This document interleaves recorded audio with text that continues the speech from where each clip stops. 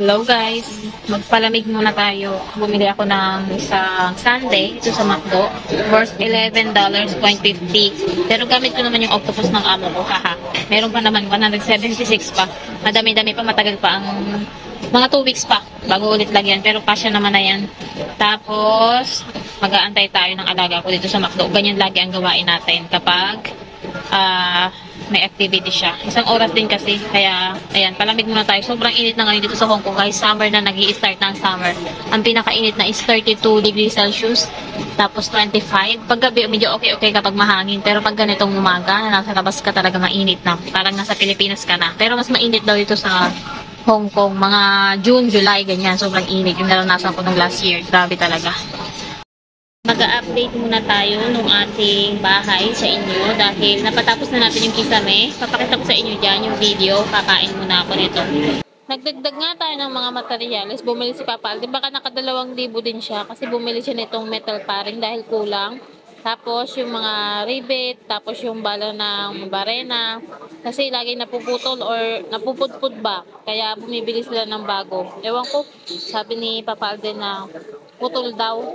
Baka hindi maganda yung nabibili nila, baka hindi original, kaya ganun.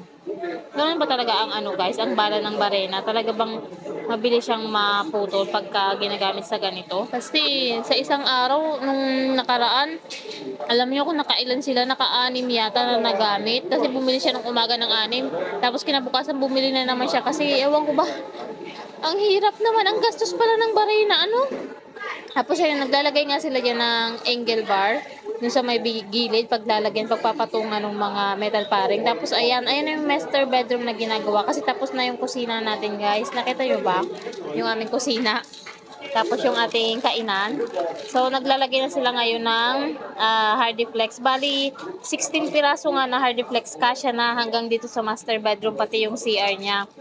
Pero hindi pa nalagyan, hindi natapos yung ating CR dyan guys. Kasi kinulang ng 2 piraso ng metal paring.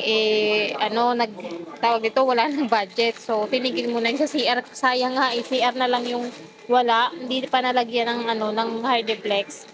Pero ayos na rin yan. Papaanuhan na lang natin sa susunod. Papalagyan kapag nagka-budget ulit tayo. Ito pala yung ating natapos na. Bali, hindi nga yata malalagyan to ng ilaw dyan sa gitna. Yung parang cove light na tinatawag. Kasi wala naman siyang butas. So, parang bibili na lang tayo ng maliwanag talaga na ilaw para dun sa center. Tapos, meron naman yung mga spotlight dyan, guys. Nagpalagay tayo sa gilid.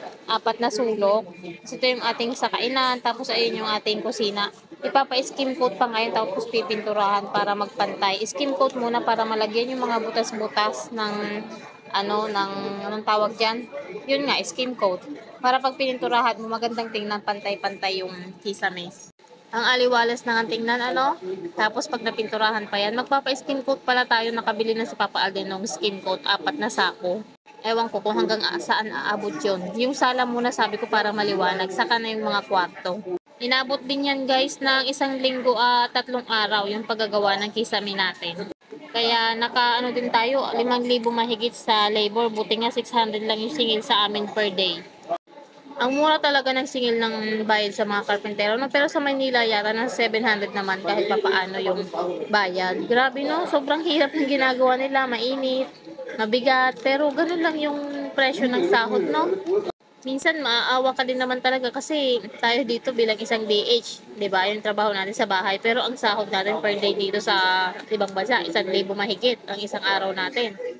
Ayos na rin kahit papaano. Pero kung nasa Saudi ka, nasa 500 to 600 lang yata per day. Grabe nga yung inabot ng bahay, grabe yung kalat. Tapos yung alikabok ba, syempre, nagkatabas sila nung Hardiplex, grabe yung alikabok. Tapos itong isa naman, favorite niya nga yung mangga, binilhan ng papa niya. Ayun, naghiwa na mag-isa dyan. Kakain na nga siya wala naman magbantay dyan sa batang yan. Kaya kung ano-anong nagagawa habang nagatrabaho yung papa niya doon, natulong sa karpentero. Nakakailan nga yung mangga, grabe yan, lagi binibili nilang prutas kasi favorite niya. Tapos yung grapes, hindi siya masyadong mahilig sa apple guys. Tapos orange, pero sa grapes, ayun, talagang favorite niya. Tsaka banana, tsaka yaang mangga. Pambili lang talaga ang kulang. Bali, nag-iipon na nga ulit tayo ng pambili ng tiles natin para next week yun na yung susunod natin na project after my skim coat. May katanong sa atin dun sa comment section kung nag-loan ba daw tayo para makapagpagawa ng ating bahay. So, ang sagot, hindi po. Naibablog ko naman yata sa inyo na ako ay nagpapaunti-unti ng materyales. Nag-iipon kami every sahod sa Facebook, every sahod sa YouTube, pagsasama-samahin, dito sa sahod ko sa Hong Kong, extra income natin. So, ayun, saan kami bumibili ng materyales. Ganun yung ginagawa ko, guys. Parang na-inform ko naman yata kayo dito noon. Tapos, ngayon nga, yung ating sahod sa YouTube kahit papaano. Tapos, pagkasamahin natin yung sahod sa Facebook, yun ang pagbibili natin ng tiles. So, unti-unti. Tapos, pagkasahod ko naman dito sa Hong Kong, yung iba doon kasi nga, diba, tapos na tayo sa motor. Tapos, wala na tayong utang pala. Tapos, yun, pagkasama-samahan natin lahat yun. Tapos, yun yung ibang bibili natin ng tiles. And then, pambili, ang daming kailangan. Alam nyo yung budget doon, nyo kung magkano yung budget. Nasa 60K. Yun yung pina-estimate nung nandoon na karpentero na kinukuha natin kapag nagpapagawa tayo ng kisame. So, sabi ko, grabe, ang mabigat sa bulsa kasi yung meron siyang gagamitan ng dry pack, yung semento, yung buhangin, tapos yung adhesive, tapos yung tiles, tapos yung sweldo ng tauhan. So, lahat yun na 60K daw. Eh, magkano lang sasahurin ko. So, baka kulangin. So, sa susunod ulit.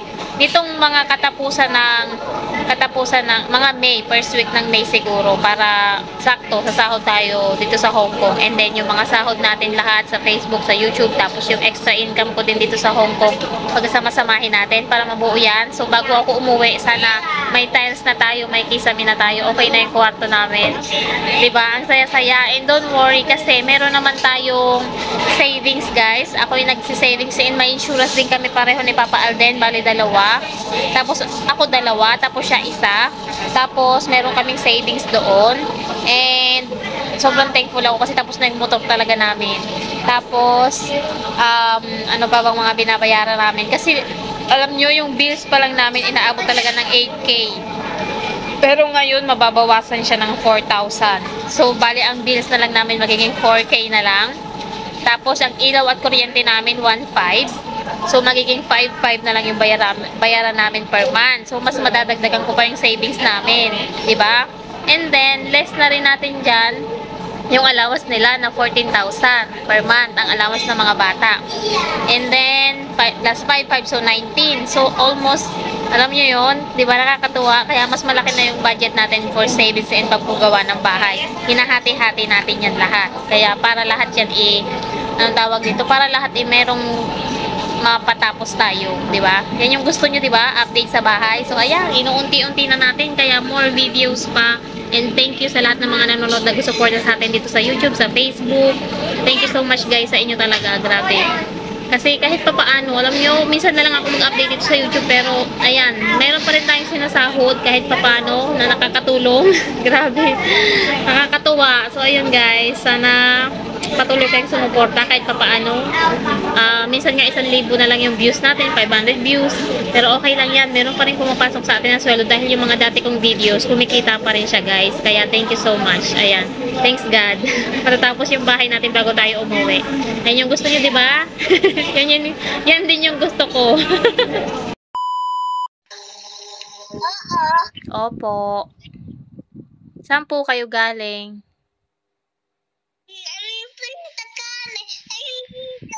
Saan po? Nagbili kayo ng tabo. Ano pang binili nyo? Sibuyas. Tsaka ano pa? Kamatis. Ano pa yung kain mo? Anong binili mo pa? Banana. Wala dyan si ate. Nasaan si ate? Ha? Hindi kita kita. Ano pang bili mo? Saan ka pupunta?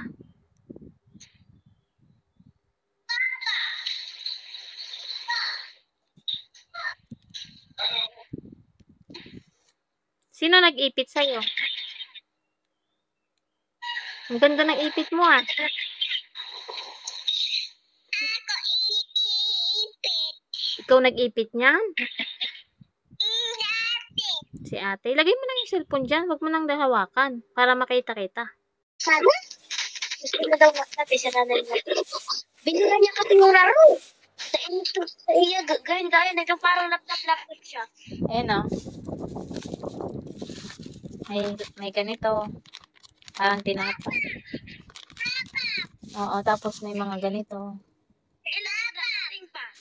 Sa May. Uuwi yung kinuhanan nyo dati. Yun, uuwi ulit siya. May ano? May 14, uuwi. Walang pop-up, baby. Bibili pa si mamang pop-up. May mga pa, ano, may luman. May Chocolate. Chocolate. Chocolate. Ay, ano, bili ko mama, chocolate. Oo, tapos ito. Maraming ganito. Pwede mo itong baon, Jillian, sa school. Para hindi ka nabibili. Marami to. Tapos ito, masarap to, oh. Ito, oh. Alin? Oh, marami siyang may Colgate. Bumili si mamang Colgate. Maraming chocolate. Ito. Ayan, chocolate. Sarap. Ma, bukas yan. Nakatago. Pag uwi na, bubuksan niyo pag nandyan na dadating yun. Ha? Oo.